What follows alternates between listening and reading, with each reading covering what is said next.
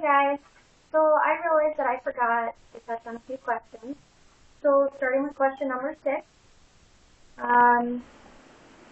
in terms of structure and organization, for instance, like with my transitions from my first main point, my second main point, my third main point, I tried to connect, like for instance, my first main point to my second main point. Just kind of like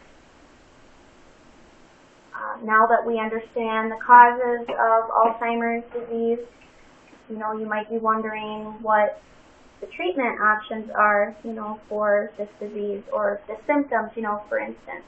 Try to connect it, so basically preparing my audience to go on to the next point, so that they know what we're going to be talking about.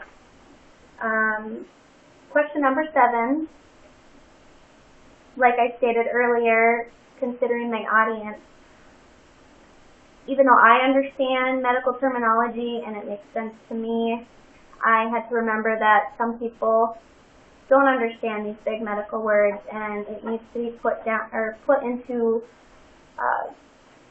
a language that they can understand, be presented to them on their level. Question number 8. I felt that my speech went pretty good. I think the challenging part was, like at first, my speech actually ended up being, or speech presentation ended up being over 10 minutes long. So I had to cut little bits here, out here and there, take out information that didn't need to be in there. So basically I had to try to shorten up my speech so it would be within the time frame it needed to be. For improvement for next time, I think just remembering that a little information goes a long way. So then question number 9, in chapter 16, I believe it was page 122, it talks about presentations and just basically putting a presentation together, do's and don'ts.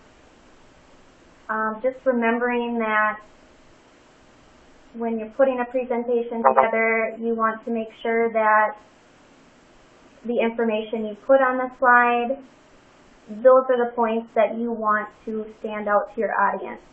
And that really impacted me, something that I had never thought about before, but it makes sense. Just try to keep it simple and make the information that you want to stick out to your audience, put that in your PowerPoint. So, yeah, I guess that's really all I have to say. So thanks again for taking the time to listen.